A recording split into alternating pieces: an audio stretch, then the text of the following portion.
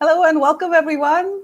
Good morning, good afternoon, good evening, wherever you're joining us from. Happy Saturday, happy October. There's a lot going on, isn't it? Tiffany and I are so happy to have you here. We are your hosts for the fall follow-up event on the conversation that we started earlier this year in March on burnout, the silent pandemic. And we are here to continue the conversations, and we are so happy that we are able to share this with you and bring you conversations with thought leaders and practitioners in this space to help us combat this silent pandemic. With that, I'd invite you, Tiffany, to welcome us all and set us going. Hello, everyone. Thanks again for joining. Hi, Mike. My friend Mike's in the crowd. Welcome, welcome. We are so excited. And this, really what I want to share. Good morning, John. Want to share that we are both so passionate about this topic. And so it is a follow-on event. We had our usual debrief after the conference and wanted to talk about this more. There was a lot of excitement. We know that it's still a relevant topic because people are still feeling burned out. And so we wanted to be a part of the solution. We always ask our guests, our participants in the conference to leave with a call to action so that it's really something that sticks and they feel supported as part of the community. So this is pop-up 1 of 3. And we'll be doing these monthly on the first Saturday of the month. So the next one's November 4th and then December 2nd. But we've invited Al Elliott and Leanne Elliott with us today. We will let them introduce themselves shortly, but really excited to be here. Please put your questions in the chat. We love all these warm welcomes already. And please give us your questions. What do you want to hear about? And we're looking forward to getting started here. Anything else, Meenakshi? Yeah, just wanted to add that when we started this conversation, and several of you were part of the conversation either as speakers or attendees, and you'll recall us having this conversation in March of this year. And Leanne and Al were actually among the attendees, and it was during the planning for this conference that we actually met with Leanne and Al, and they learned about the work that they're doing in the podcast. So we're going to introduce them in a minute.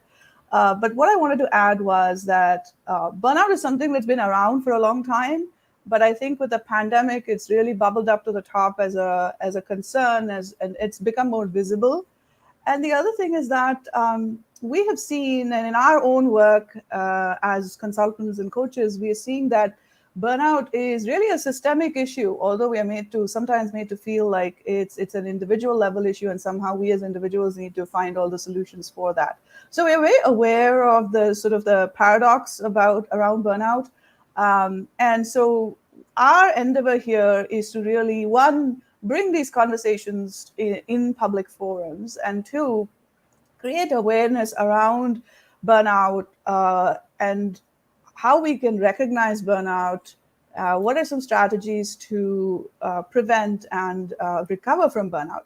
So during the conference, I just want to take a minute to talk about what we covered in the conference. We had speakers and practitioners come and help us and our attendees learn really amazing techniques around breath work. For example, we had the Hit Refresh community come and share their techniques with us. And so there was a lot that happened during the conference. And those of you that have attended that and that are back here, you will know what you're talking about. And anyone that's interested in getting access to the playback of the conversations from the conference, please contact us and we can help you with that. The other thing is burnout is experienced differently in different parts of the world. It also depends on the type of your work, all of that. So we understand that there is no one solution fits all, which is why it was Tiffany's idea to do this follow-up event and later in the year. And so the fall follow-up event, and here we are.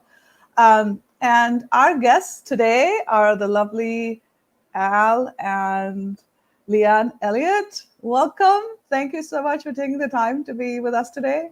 Welcome. Thank you for inviting us. Absolutely. Where are you right now? Because I know you are based in Croatia, but you also are in London.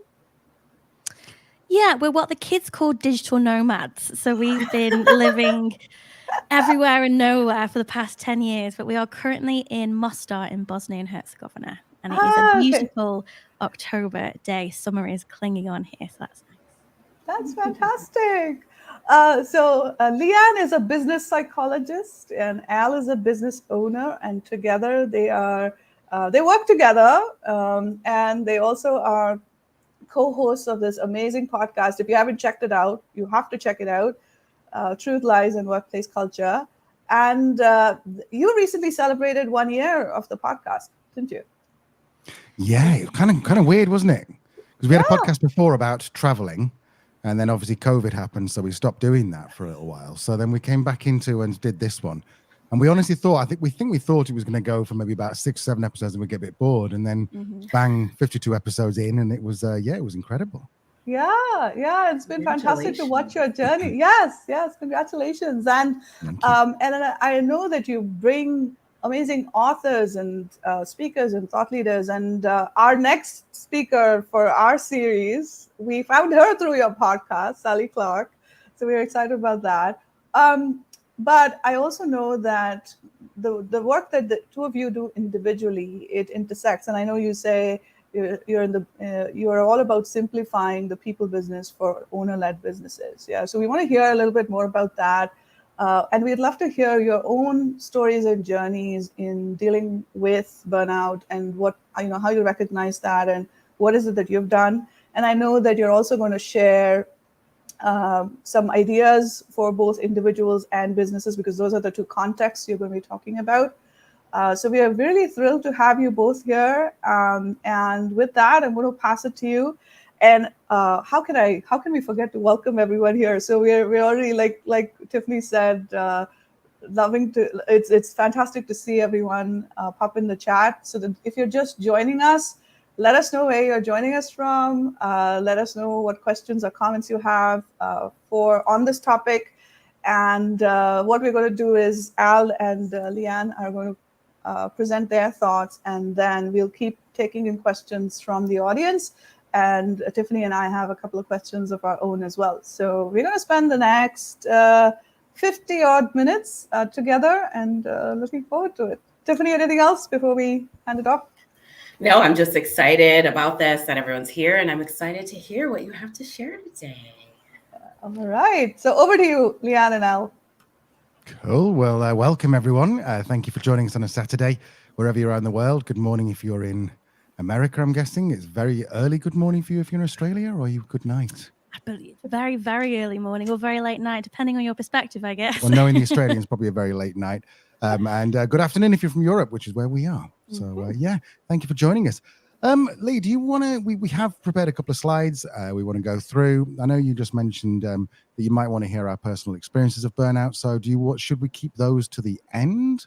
Yeah, I think we touch on that a little bit as we go through some of the slides. But what we wanted to start with was a little exercise for you, what I like to call a mindful-ish exercise. Mindfulness is an amazing and very effective practice, but it does take practice, and we don't always necessarily have that discipline and that headspace at the time to engage in it. So I have a mindful-ish exercise that I thought we could all try together, prepare ourselves for this conversation, because if you're here on a Saturday to talk about burnout, chances are you've had a week, maybe you've had a year. So let's just all take a moment to collect our thoughts and then get ourselves present in this moment. So this is called the 5-minute flush out. Any skeptics, Al? Any words of advice? Yeah, I thought this was a load of rubbish. Before Leanne taught me, I was like, nope, not into the woo-woo stuff, not interested. And then she went through the exercise with me, and I was like, oh, this is actually pretty good. So if there's anyone out there who's thinking, oh, I'll just skip this bit and go and get a cup of tea, actually, it's worthwhile doing. It really is worthwhile doing. It is. So yeah, grab yourself a piece of paper, something to take notes. It could be your phone, your iPad, do it on your computer, whatever it is. We are going to set a timer for 2 minutes. And I want you to do the opposite of what all the mindfulness books say. I want you to close your eyes if you feel comfortable to do that, and just let all of your thoughts, all the things, all your stresses, all the things you have to do, everything that's going on in your head, just let it flood into your head. Let it come, let it go, and we'll do that for 2 minutes. So Al, do you want to start the timer for us? Oh, yeah, no, I've not got a timer ready. Just fill for me for a second, Leanne. And is this the point where I sing through this, just gentle melodies? No, we're looking or... for silence at Oh, this sorry, point. Yeah, thank sorry. you. Okay, right. 2 minutes timer started. Go.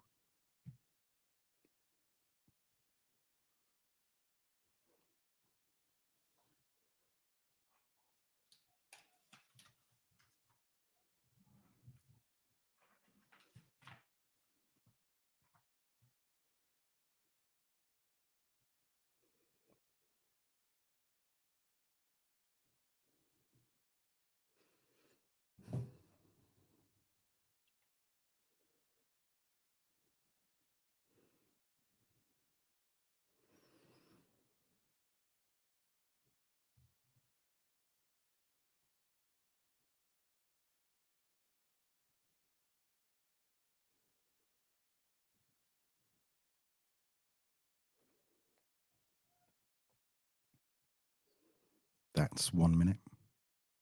1 minute left.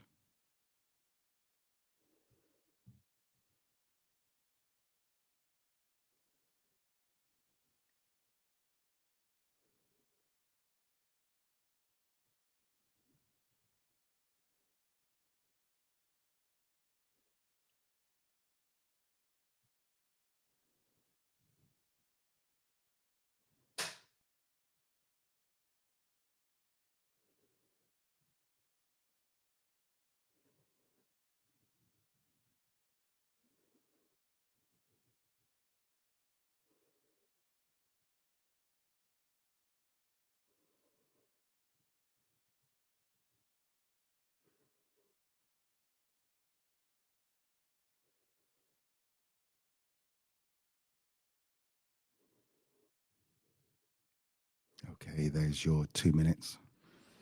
Okay, so for the next minute, I'd like you to write down anything that you thought about in the previous 2 minutes that you'd like to remember, whether it's a list of things to do, thoughts you've had, just jot any things down that you want to remember. And we'll do that for the next minute.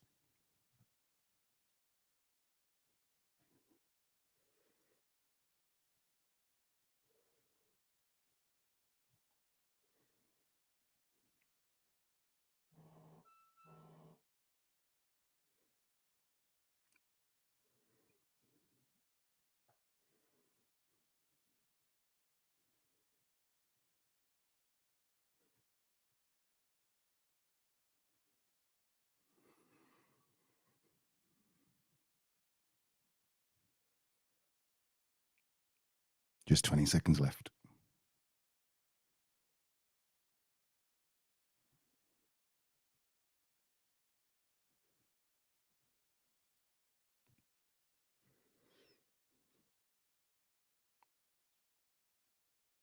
Okay, Mrs. Elliott, that's you done. That's your minute. Okay, so for the next minute, we're going to do the same again. We're going to close our eyes if we feel comfortable.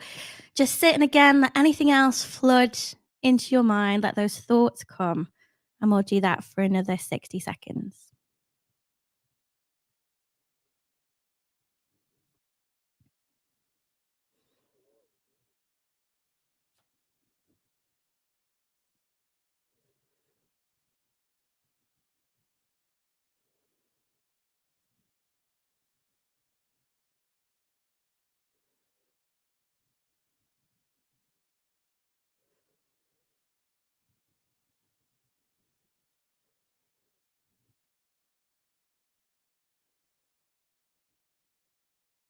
Okay, 20 seconds left.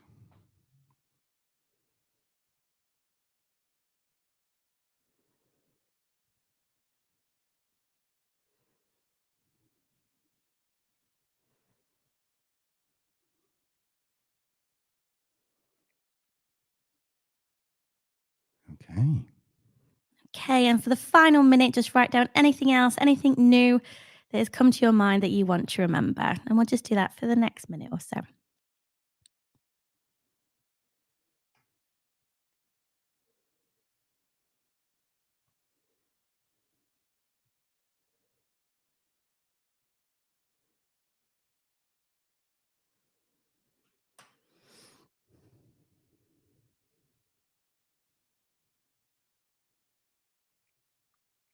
30 seconds.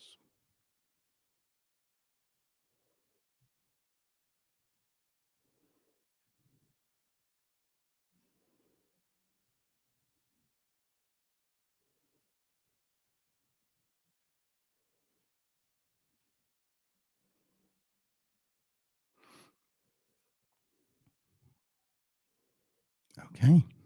There we go. Okay, so that is the 5-minute flush out. Does anyone notice how much calmer their mind feels? What does your list look like? I did it along with you, and I remember it's my dad's birthday on Monday. Not done anything about that yet. Oops. I remembered that there's an email that meant to send on Friday that I didn't, so that has to be first thing on my to-do list on Monday. But all in all, tell us in the comments, how are you feeling after that 5 minutes compared to the start? Do we feel a bit calmer, a bit clearer? Also, you'll notice that I use my broadcasting voice to tell you how, because I didn't want to scare any of you. If you've got your eyes closed thinking about something, you don't want me to shout in at 30 seconds. So I did my best to phrase your voice. It was very nice. It was I'm very listening. nice. Lovely. Well, hopefully you found that useful. And I think it's a really great exercise, particularly if you're at work and if you're going into a meeting that you need to be on for, but you've already had a morning. I find just taking that 5 minutes just to get everything out of my head, organize my thoughts, ground myself in the moment can be really helpful. So there you go. That's the 5-minute flush out for you. Okay. Want to get started with our slides? Yeah. So we put together a few slides for you. We've spent probably about more time on the animation than we did on the slides. And I realized that we can't actually do it because when we press full screen, it doesn't work. So you're not going to see the animations. So, but we will send you the presentation so you can look at them. Let me just present my screen. Sorry. Present. Look how smooth this is. I know it's seamless. Absolutely seamless. Can everyone see? No, they can't. Yes, they can. Can people see or not? I'll help you with it. Just give me 1 second. Yeah. Thank you. Thank you. Oh, I see. It's popped up there. There it is. Let me try and put that in full screen now. We've done that. If that works. No. Ooh. Okay. While you do that, I just want to share with everyone that in just setting up this follow-up event, Tiffany and I realized that tech is human too. It works just like humans. Yeah. So, Indeed, it does. over to you. Okay. So we wanted to talk to you about burnout and how to prevent it through workplace culture. That is what Al and I do. We co-founded Oblong, which is a people and culture consultancy, and the Truth Lies in Workplace Culture podcast, both of which exist to help business owners, business leaders simplify the science of people and create amazing workplace cultures in which people and businesses can both thrive. So that's what we will be talking to you about today. All right. Okay. Sorry, just making sure that I'm still sharing. Oh, it's going so well. Have the next slide, please. Yeah. Lovely. So we're going to talk to you about what is burnout, what is well-being at work, 6 ways that you can thrive at work, and we'll be introducing you to the RX7, which is our own tool that we've developed to help prevent burnout and create awesome workplace cultures. So that's a 5-minute flush out exercise. We'll make sure that we get the slides to Manachki and Tiffany so they can share it out. If you want to do that, that's all the instructions for you to do that again. So what is burnout? This is a follow-up event. So chances are you're already fairly familiar with what burnout is, but just in case there's some people here that aren't familiar or weren't at the conference, we want to just touch on it very, very briefly. So burnout, according to the World Health Organization, who give us the official diagnosis or the official definition, it is a syndrome resulting from chronic workplace stress that has not been successfully managed. There are plenty of experts that will rightly argue that burnout exists beyond the workplace. We are going to focus somewhat on the workplace because that's our world. That's what we do. But we also think it's a good place to start for anybody who is working. Work has a massive impact on our well-being, so we need to be very mindful of how burnout can occur in our workplaces. Okay, I'm sorry, I was carried away. So there are kind of 3 dimensions to the burnout, and these are sort of like we've put them together in what you might feel, and then a little bit more about the actual feelings. So the first one is exhaustion, and I know we've all felt tired, but it's when you're absolutely exhausted. It's when you just feel like you just dread going into work the next day, and that's definitely the first symptom of burnout. The second one is cynicism, and this is something which sometimes people don't necessarily connect with burnout. But if you're angry at work, or if you have someone at work who, I don't know what the kids call it, is it a Karen or something, where they always seem to be angry and shouting at you for something, then this is another symptom that Karen perhaps is burnt out. In fact, Leanne's got a great example of this when she was burnt out and she shouted at me. Yeah, this was my breakthrough moment and I think cynicism wasn't necessarily something that I consciously associate with burnout, even though I'm a psychologist and I know about burnout, but I didn't expect it to kind of manifest in this way so brutally. I was so cynical. I was so negative. I remember sat in a beautiful food market in Poland with Al on a Sunday, what should have been a lovely, restful Sunday with a glass of wine. And Al and I were just chatting, and he said, what do you want to do in the next few years? Where do you want to travel? Where should we go? What about the business? And I remember thinking, and I think I said it out loud. I said, how dare you ask me that question when you know I'm just trying to get one day at a time, one foot in front of the other. How dare you ask me to dream right now? Because I don't have the capacity for that. I remember it was like an out of body experience, like floating above myself and thinking, who am I? Like from an identity perspective, I didn't recognize myself. And that was the cynicism that was coming through. So yeah, that was my personal journey with burnout. That was a point for me. And that was a symptom for me that really kind of jolted me to do something about it. And so I can attest to the fact this can often be alarming, because it is alarming when your wife shouts at you in the middle of a restaurant.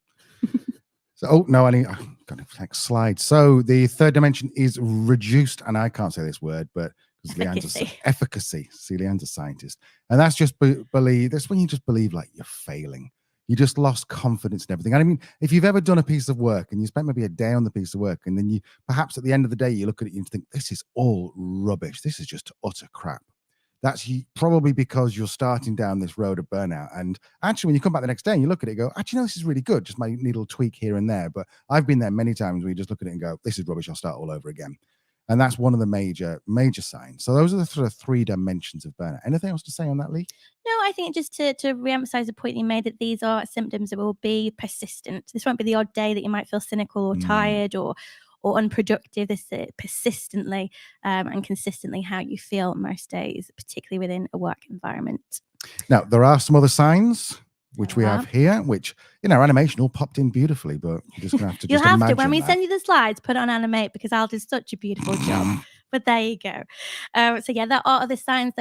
We talked about the emotional, there are also physical and cognitive signs of burnout. Here are some of them, with a huge caveat. We are not medical professionals. We are not doctors. We're not nurses. We are nothing like that. If you have physical symptoms, do go and check that out. Do go and make sure that physically everything is well before you start to perhaps attribute some of these signs to burnout. Yeah, but and so you got a head. Sorry, I'll start that again. So headache, digestive issues, irritability. We've already talked about the irritability, fatigue. Sleep problems, I think, are a really big one as well. Yeah, my sleep is very disturbed. Yeah, mine is too. Yeah, I find that quite a lot. Substance abuse, muscle pain, which is odd, especially if you just sat at your desk all day. Mind, I suppose it's probably because you sat at your desk all day. A change in appetite. And earlier this year, I just suddenly stopped. I lost interest in food, and I remember thinking, this is strange.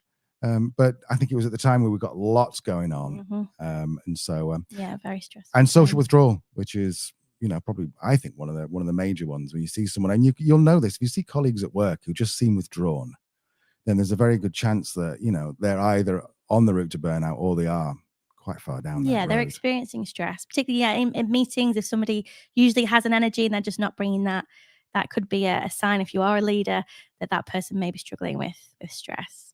So we have a little game for you. We present the truth, lies, and workplace culture. We like a truth, we like a lie, we like talking about the difference between the two. So here is a little quiz for you.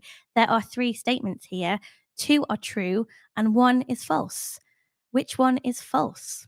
So statement 1, stress leads to nearly 120,000 deaths and $190 billion in spending each year in the USA. Is it B, 26% of employees said their organization isn't doing anything to help with employee burnout? Or is it C, 88% of workers in the UK have reported experiencing some level of burnout in the last 12 months? Which one is the lie? Is it A, B, or C? Can you pop it in the comments? Maybe, Al, can we have a little flip back to the comments, see what people are saying? I've not got my glasses on. I can't see a thing. What do we think? Just want to pop that in? Is it A? Is it B? Is it C? Which is the lie?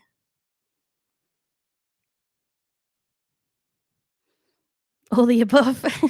They're all true.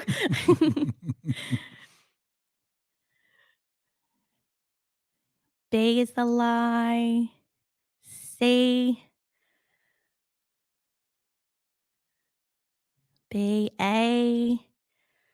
B seemed to be. Had she's one, it would be B. C. Yeah, so I think the consensus there is B. You are right. Getting nothing past you, Farakawi. You're absolutely right. Very, very sadly, it's higher than that. 36% of employees said their organization isn't doing anything to help with employee burnout. I mean, I'm not surprised, but it is saddening that that is the case. I mean, if you are a business owner, it's probably a good time for you to maybe reflect on what you might be doing within your business to help people with burnout. It is a huge opportunity for businesses. But yeah, that is the reality. And I think the reason we wanted to point this out is that we are all for helping people, helping individuals. We both coach to build up their own resilience, build up their own coping mechanisms to stress. However, if we do not address the systemic problems that exist within our workplace when it comes to stress levels, when it comes to not managing burnout, the problem will continue. We can't end burnout as an individual. We have to address a problem at a systemic level. And that's what we wanted to emphasize today. This is a very boring slide. The next one, don't worry about reading it. Just for any friends who are joining us from the UK, just so you know, if you are a UK business owner with 5 or more employees, you have a legal obligation to assess the stress of your employees at least once every 12 months and report those results back to your team. Don't panic. This isn't being enforced very harshly at the moment by the Health and Safety Executive, but of course that could change, particularly given the current economic situation and the fact it costs £5.2 billion to industry, individuals and the government every year. That's a big number. We can't always quantify those types of numbers very easily. Rough and very conservative estimates, burnout or stress at work costs your business about 20% of your total salary bill. So even if you have a small team, say £100,000 worth of salary, it's costing about 20 grand a year not managing stress within your workplace. So a very expensive problem. Yeah, and those of you who are not from the UK, then there's lots of campaigning to get it the same sort of legislation in the US and Canada and Australia and New Zealand. So yes, this is probably coming down the line. Now you're going to like this one. So what is well-being at work? Well, this is Leanne's slide. We've just put it together. But the top level, which is like the major, the top of the iceberg, is crisis support. That's where something, for example, someone's ill or they need a doctor or something, there's some crisis that's happened. And most people are dealing with that because most businesses have policies in place for someone who's on long-term sickness, someone who is really, really struggling. So that's sort of, most businesses have that in place. The next level is, I can't read that because my pole's in the way. The next level is enhancing individual resilience. So this is what we were saying before. There's all sorts of things we can do as individuals to improve our coping mechanisms and be strong and tough when it comes to managing stress. That could be things like resilience training, like mindfulness practice, time management. It could even be support around financial well-being. But basically, the emphasis is on the individual and supporting the individual to make changes. And the last one is enhancing the work environment. This is what the HSE is. The survey is all about. This is what we're all about, is ensuring that you have a great work environment, that you reduce the risk of burnout as much as you possibly can. And that's what the majority of what the rest of we're going to be talking about is on this level. Is that right? It is indeed. And you might have been wondering, what's that fish doing there? Well, I'd like to introduce you to George. George is our goldfish, our imaginary goldfish. This is actually an analogy that was told to us by Sally Clark on our podcast, who will be joining you next month. She is awesome. I will definitely be there for that one too. She explained it, that we can, if we have a fish tank and we have one fish in it and the fish dies, we're probably going to ask ourselves what was wrong with the fish. If we have a fish tank or a lake with 1,000 fish in it and all the fish die, we're going to ask ourselves what is wrong with the water. And this is what the HSC in the UK is asking people to do. This is what our business aims to do. And this is how we will solve burnout at a systemic level, at an organizational level, by testing the water very regularly to make sure that there is no toxicity in there. Absolutely. So there are really only 6 ways to thrive. There's only 6 things you need to worry about if you want to create an amazing workplace culture. We're going to go through those one by one. So Lee, do you want to start with number 1? Yes. So the first way to thrive at work is reason. We'll dive into these a little bit deeper. This is where our transitions really come in. Oh, We're going to look a you bit would have daft loved now. We them. go through the slides. But anyway, yeah, that first one is reason. The second one Sorry. is resources. The third is role. The fourth is relationships. The fifth is recognition. And the sixth is resilience. So these are the 6 things that you can provide as a leader to create an awesome workplace culture that is going to nurture well-being and prevent burnout.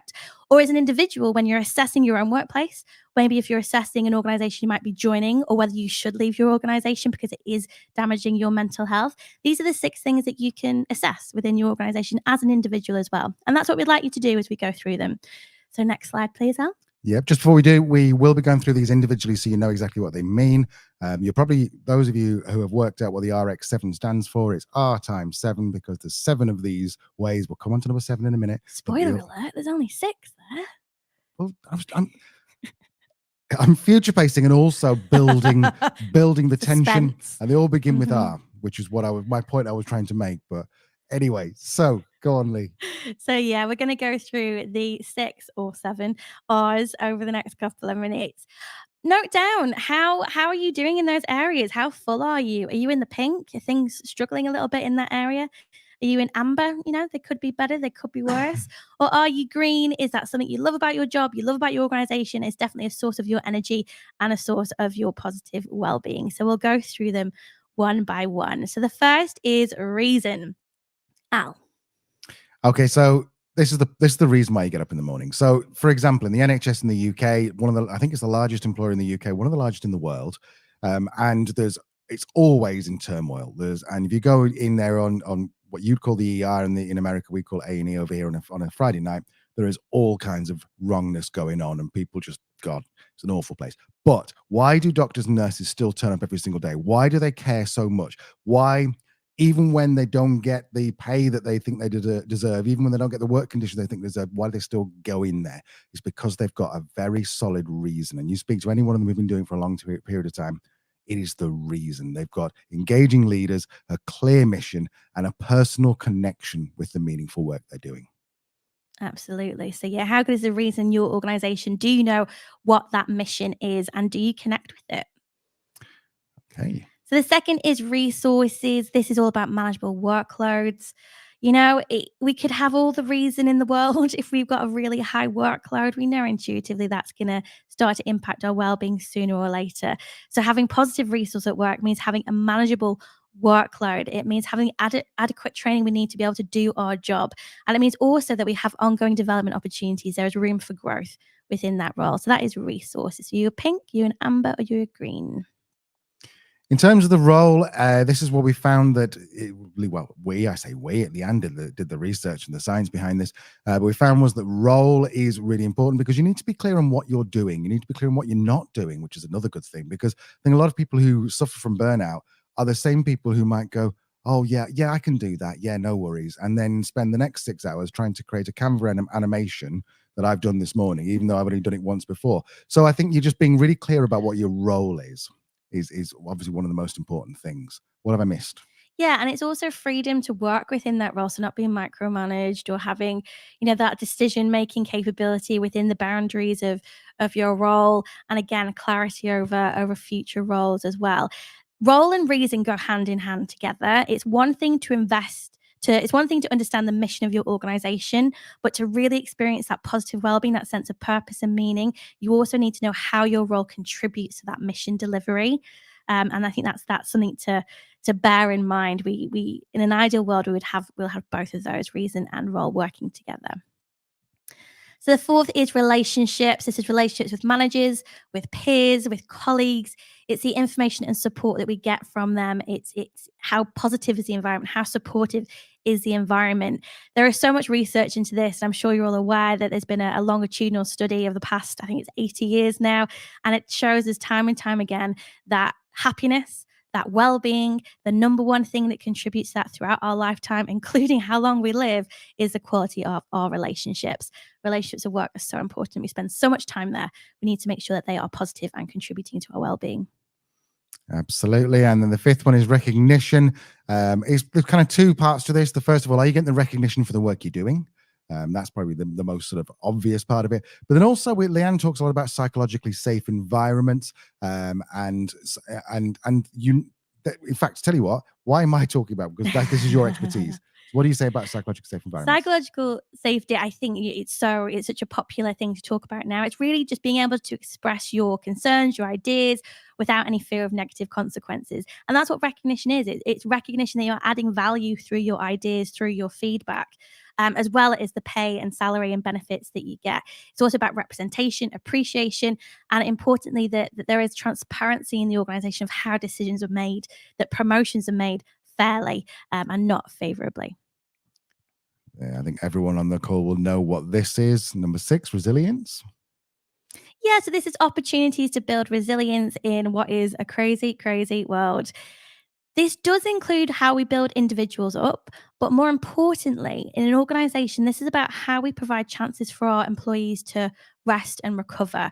So what boundaries are we setting to make sure they're not working, they're not overworked, they're not working too many hours? Are we giving them enough holidays? We're making sure they take their holidays. It's something ridiculous, like only 60% of people actually take their full annual leave allowance. That in itself is going to improve well-being really quickly. Just make sure you take your holidays.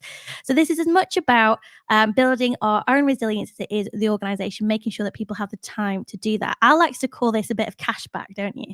Yeah, so I think about resilience as kind of like goodwill in the bank. So if you've got a bad manager, they're withdrawing more often from that account than they are depositing. If you've got a great manager, then they're probably depositing more often than they're withdrawing. And so the healthier your balance is, the healthier your resilience is. And that's where a fabulous leader will have people will do anything for them because they've just built up all this great goodwill. They've got this huge credit balance in the account. A bad leader, well, people don't leave jobs, they leave leaders, don't they? Absolutely. And I think, if there are any business owners listening, this isn't saying, particularly a small business, isn't saying, oh, I can never ask my employees to work late. Of course, if you've got a pressing project or a deadline, if you're engaging your people in the right way, they'll want to stay late. They'll want to give you that extra effort. But also, if you've done it right, they've got a full balance, that they have the energy and the resilience to give that to you in that moment. What you can't do is expect that from them, that extra raw effort time and time again without any repercussions. Absolutely. And our bonus R, spoiler, is remote. And this is our 7th R. What's interesting about remote, and why we keep it slightly separately now, is that pre-pandemic, remote working, whether it be work from home a certain number of days or whether it be a fully remote role, the research was showing us that remote working was correlated or had a positive relationship with well-being. What we found post-pandemic, since the frequency of remote work or the popularity of remote work has gone up so much, is it actually now has more of a moderating relationship. So what that means is that with our other 6 R's, if all of those are being served really well and we're all in the green and we're in a hybrid or remote situation, then that remote work is going to be effective. It's going to we're going to be performing within that remote role. But more than likely, that remote role, whatever it looks like, or hybrid, is going to be designed around the individual, because the leaders know that that's how we make remote work. If those other 6 R's aren't doing so well and we're trying to work remotely or it's not going so well, that's when we start to panic and we start to recall our employees back into the office, like a lot of the tech companies are doing now. My argument would be, it's not that remote work doesn't work, is that there's something in the workplace culture, there's something in those other 6 R's that isn't currently working, that is impacting the effect of remote work. Absolutely. So yeah, that is the RX7. How did we come up with this? Lots of research, diving through the data, our own personal experience with clients we've worked with over the years, and a weird week with lots of Post-its and a wall. There was a lot of Post-its. A lot of Post-its. When we first did it, Fun Story, we actually did this. I think actually 5 of them started with R. And then Al's little marketing brain kicked in. He was like, surely there's a way to make the other 2 start with R. And there was. So yeah, there you go. That is the RX7. The RX7, just to mention very briefly, is what we call a predictive model of culture, engagement, and performance. What that means is that if we have these culture foundations in place, if our 7 R's are all green and all awesome, we know the science tells us that that will result in positive attitudes and behaviors like job satisfaction, like a sense of belonging, like commitment to the organization. We also then know that these positive attitudes and behaviors are going to result in positive outcomes for the business in terms of growth, in terms of a killer employer brand, but also in terms of ourselves as individuals. It's going to result in more positive well-being. Absolutely. And from a business point of view, I say Leanne's a scientist. I'm not, and I never pretend to be. Just get these top 6 right and the balance on remote right, and you will automatically get these things on the right-hand side: growth, well-being, and employer brand. People will be queuing up to work at your place. And you probably anecdotally know of places where, everyone goes, oh yeah, I'd love to work there if they were hiring, but there's always 1,000 people applying for them. That's because they've nailed most of these 7.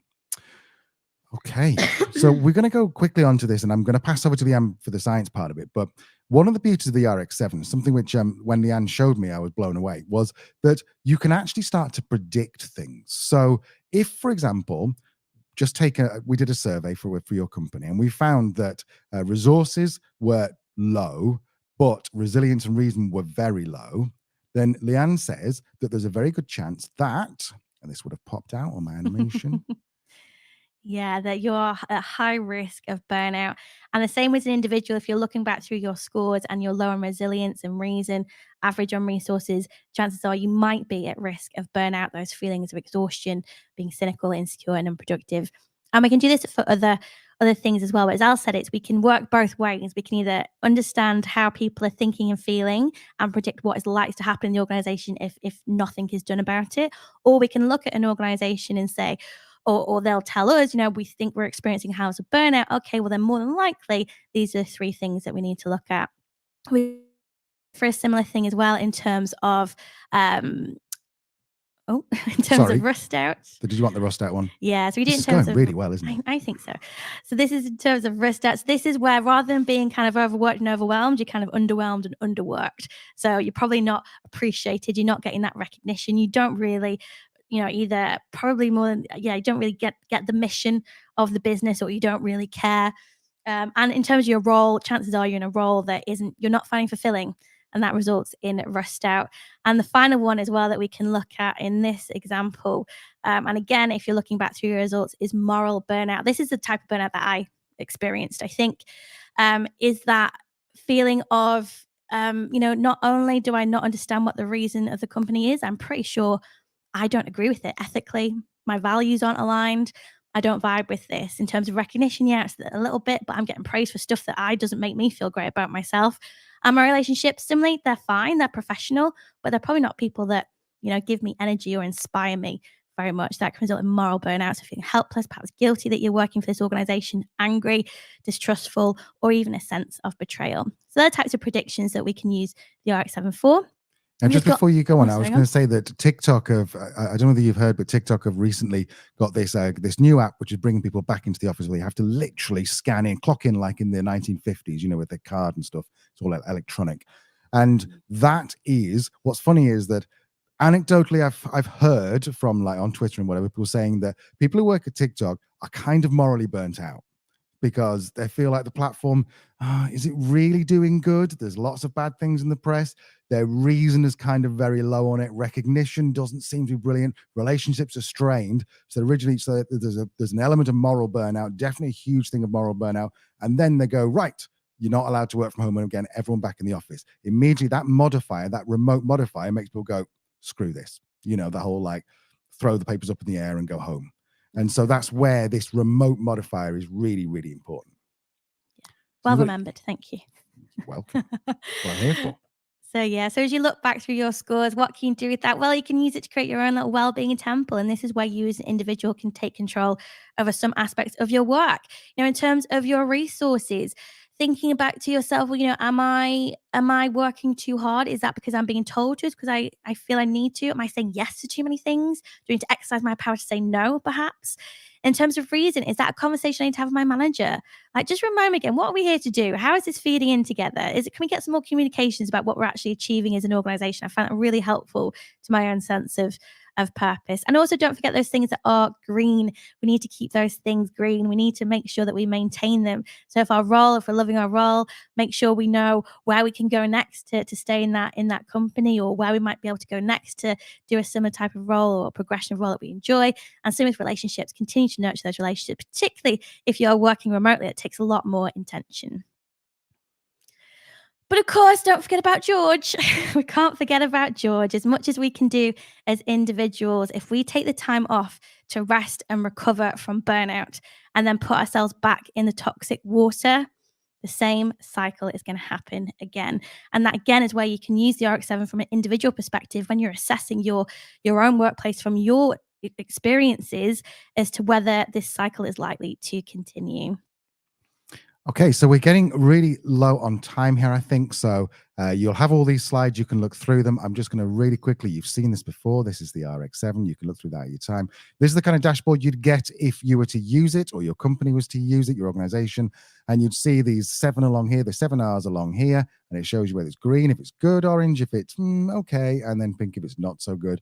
This key thing here, this is the most important thing, because what that's going to do is going to give you this sort of dashboard score, this speed gauge. You can see with this, these are actual real results from a client that we had last year, or I think it was maybe early this year.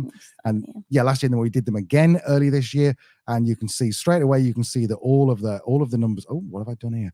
You can see that all of the greens are up, the pinks are almost gone, and the oranges are good. But most importantly here, they've gone up to a massive 80%, which is a huge, huge difference. So I'll just say as well, what we do is we don't go, oh, it's you're all a bit average. Good luck. See you in a year. We don't do that. We always say, okay, this is what's happening. This is why we think it's happening. This is what you can do about it. These are the quick wins. These are things that are really simple that you're going to get that boost in morale and energy from your work. And then the more complicated ones will work with people and leaders over the next 6 to 12 months to then come back in and show off these results. If you action the insights, they will improve. It's science. It's just the way it works. Talk of actioning, and you can look at these in your own time if you want. But the key one, which I would be interested in as a business owner, is a 40% reduction in turnover. That is incredible. As you can imagine, that's a huge thing, because it usually costs. Is it an annual salary to replace someone who's left? Something around that. There's a lot. There's a lot of money. 20% growth, and these are actual numbers from this client, and all they did was measured their culture against the 7 R's, and then it showed them exactly what they needed to work on. Yeah. So if you just do one thing out of this, Lee, what's the advice? Go and listen to Truth, Lies and Workplace Culture. And subscribe and tell 1,000 of your closest friends. Yeah, no, we offer lots of conversations and discussions around burnout, around mental health, about workplace culture. We bring in lots of different speakers that are much more clever than Al and I will probably ever be. But yeah, lots of resources, all completely free. We don't have any funny, weird subscribe paywalls on our podcast. And yeah, available wherever you listen to podcasts. Yeah. And so there is one last thing, which is on this slide, which is our contact details, which you don't need to see now, but you can. We'll give you the slides, and if you want to get in touch with us and speak to us, we'd love to hear from you. Right? Sorry, we think we went slightly over, a few minutes over. Got excited. Got a bit distracted with the lack of transitions, I think. I know the transitions would have shaved about 20% off. I know. Anyway, we're done.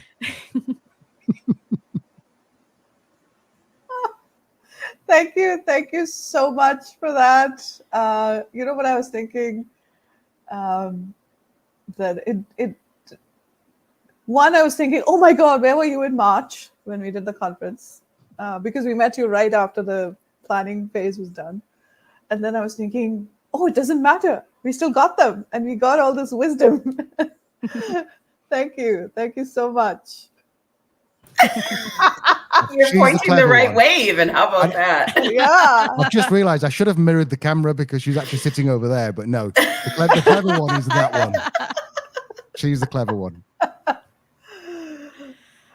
Tiffany, takeaways from you before we get into some of the questions and comments. Oh my gosh, so many things.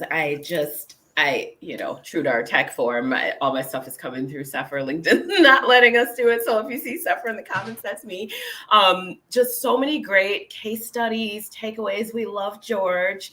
And what a powerful insight, and what what a great framework to put this in. Thank you for showing us a real case study of how that looks and just all your brilliance, including the humor. We love it.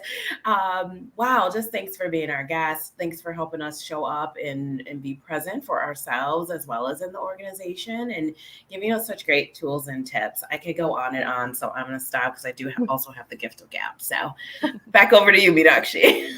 Totally. No, everything that you said, I totally echo your sentiments. And I just wanted to share some of the key takeaways. And then I want to look at some of the comments. And I invite everyone that's still with us here, watching us live. And I know we are live on many channels right now.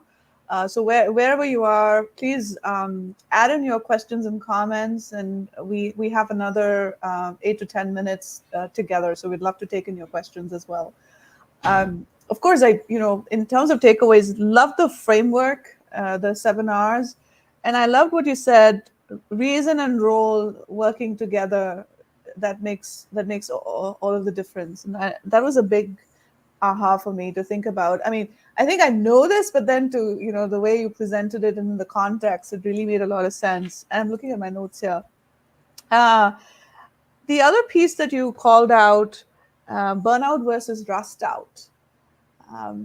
I again love the way you phrase that, and that's a real thing, because I've been in situations where I felt that, oh gosh, I wish they could give me more opportunities I can do all of this and create more impact. And that kind of you stop enjoying work when you stay in that space for way too long.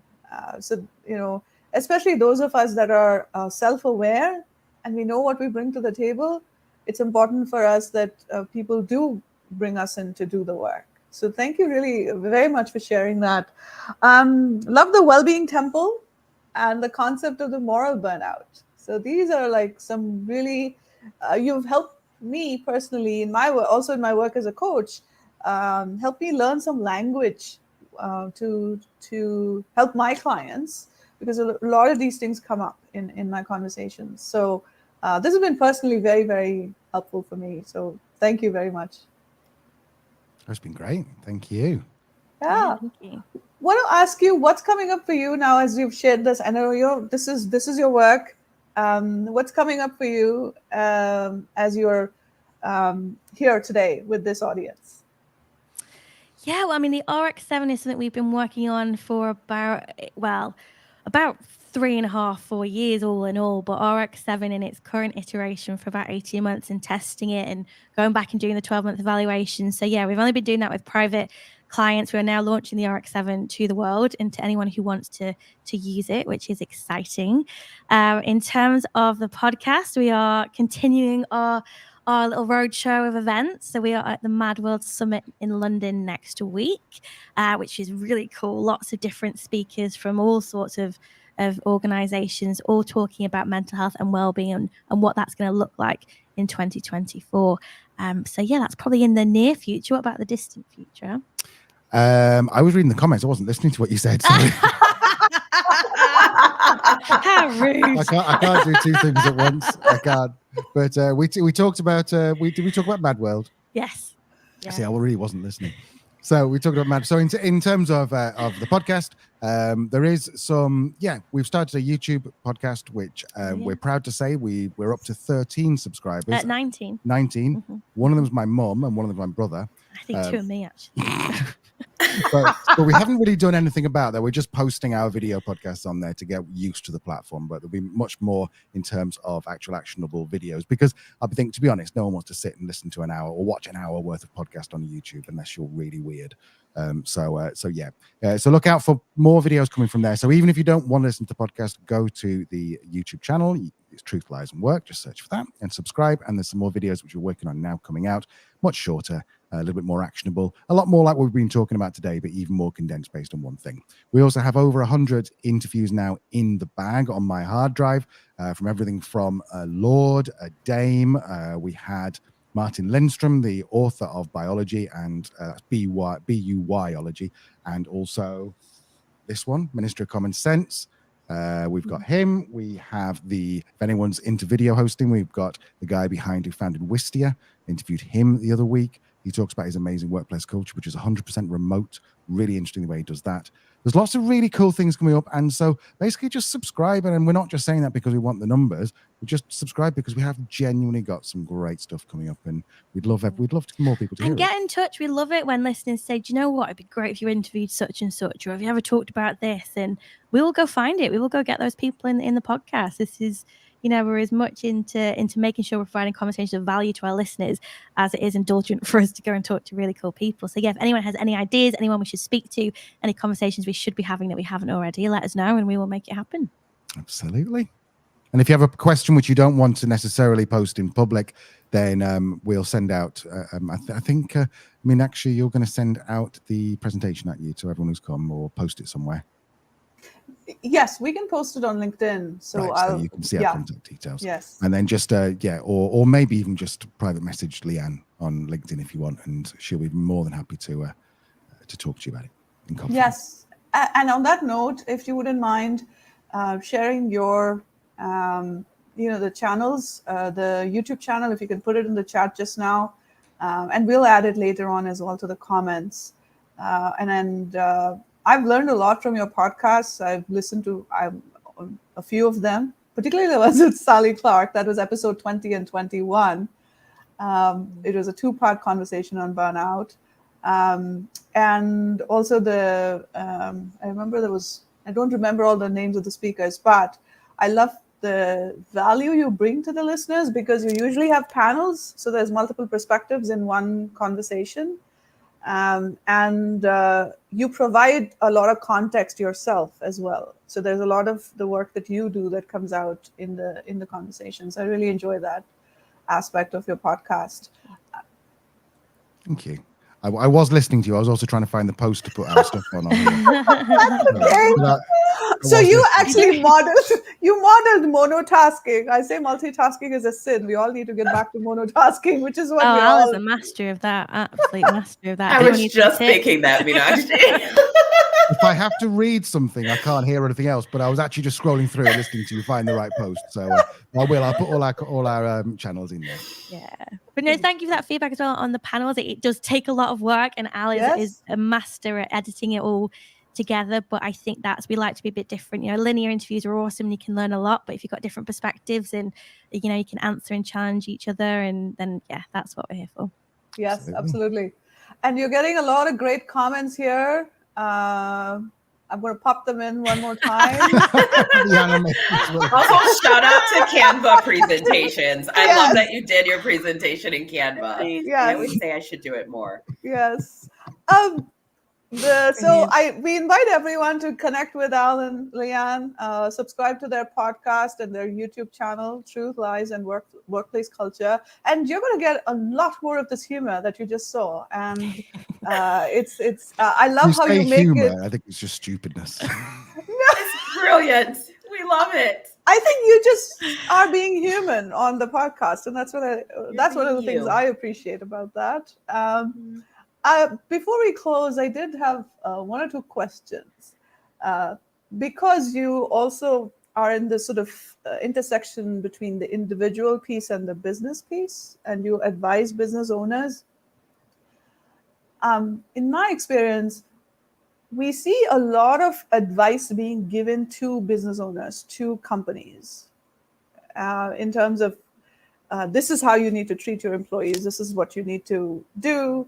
And then if I were to switch places and if I were that entrepreneur or that CEO, there's a lot coming at me. Mm-hmm. A lot of people telling me what to do and what not to do. Yeah. So I want to ask you, what's that 1 or 2 pieces of advice that, or wisdom that you have that you can share for us as individuals, those of us that are employees, to better represent ourselves, stand up for ourselves, use our sense of personal agency. So where do you draw that line between personal responsibility and organizational responsibility? I think, we talked about this recently on the podcast. We did an episode called The Psychology of Happiness, and it got me reflecting, and I put a poll on LinkedIn and said, who's responsible for happiness? Is it us or is it the leader? I think the comment that summed it up for me was that leaders aren't responsible for employee happiness, but they're certainly responsible for employee unhappiness. And that for me just summed it up, because like, okay, so I need to take agency myself to, to do what I need to do to protect my well-being, and protecting my well-being might be leaving that organization if it comes down to that. And I think when it comes to leaders, it's well-being in itself is multifaceted. And that's why I want to focus on burnout as a workplace issue, because we talk about well-being more broadly, there are so many different facets and so many different things that can influence that. As a leader, I totally understand, going back to your point, Meenakshi, that you said, you have a lot coming to you as a leader and lots to deal with. We will never go to a business owner, to a client of ours, with answers. We will never go, you should be doing this, you should be doing that, you should be doing this. We'll talk generally about it on the podcast about good practice. But people we work with, we say we don't know. Because until we ask your employees, until we empower employee voice to tell us how they're thinking and feeling by using the RX-7, we don't know exactly where your problem lies. We can hypothesize where it lies based on the RX-7 and how that works. But until we talk to your employees, until we actually get their voice into the conversation, then we could recommend interventions that will cost thousands of dollars and will have no impact. Or even worse, you're not measuring the impact they're going to have. So our approach is always going to be, to any business leader, there will be typical things you can do to improve well-being within the workplace. Of course there are. If you want to make impactful change, if you want to make measurable change, if you want your investment to have the maximum ROI for your people and your business, start with the insights. How can you know where you want to go if you don't know where you're starting from? Absolutely. Sorry, I get a bit passionate about insights. I love this. I love it when she's passionate. She's that sounded a bit weird. I love it when she's passionate about her work. Work. Yeah, So yeah, it's lost my train of thought now. Yeah, and I think basically whatever Leanne said is exactly right. You do have a certain amount of responsibility yourself for your life. I don't want to get all boomer on you and go your fault and all that, but at the same time, a lot of us are privileged enough to have a choice, and if you are really are in the wrong organization who don't care about you, then don't be afraid to do something a little bit different. Just have some courage, I think is what some people need to be here. Obviously, you can't say that to everyone because, everyone's situation is different. But, I think just what's the worst that can happen? Well, the worst that can happen is you go to an organization, the same happens again. And that's not great, which again is why, and that's why we talked about the RX-7 initially from an individual point of view, because these are things you can look at a culture. What are their values? Are they aligned with my own? What are the relationships like? Get in touch with somebody on LinkedIn who works with the company and try and get some more insider info on that. What is the role? Does that suit my skills? Does it stretch me just enough so it's uncomfortable, but not enough that it's stressful? There's all these things that you can use to assess the organization you're going into. So you don't, you do the best that you can to not make that decision that's going to put you in the same environment that you're trying to get away from. Absolutely. Thank you for that, and I like what you called out, that each of us, companies cannot be held responsible for individual happiness, right? So that's a great reminder. Thank you so much for this, and we could talk to you for hours, as you can tell. And our audience here has absolutely enjoyed your presentation and this conversation. Tons of great comments here. And the great thing is, this is available. The replay will be available on Facebook, LinkedIn, YouTube, on all our respective channels among the three of us. And that's fantastic. And next month, on the 4th of November, same time, we'll be speaking with Sally Clark, who's an author, and the co-director of, Human Leaders. And she's been one of the guests on Leanne and Elliot's podcast. And she's actually one of the co-authors of this research, and I'm putting that link here in the chat. This is the state of burnout research that's done, and the survey is on right now. It's open for this year. So those of you that are interested, welcome you to take the survey. And the research will follow later on in the year. That's it from us at the moment. Tiffany, would you like to close us out? Sure. Thank you again, Elle and Leanne. This has just been delightful. What a great way to spend a fall Saturday morning. Thank you, everyone who joined. And just, wow, I am going to have to go back and watch this replay and read all these comments from the audience, and just such great insights. I encourage you to take this survey, to follow Leanne and Elle, follow on their channels, follow Meenakshi and I, check us out next month. We'll be looking forward to welcoming you, and please share with your colleagues. We want to really be able to mitigate this and help you all navigate burnout. So sharing is caring. So don't keep it to yourself. Thank you so much for having Yeah, me. thank you. It's been really good fun. Thank you so much. All right. Take care, everyone. Be well and see you soon. Bye-bye.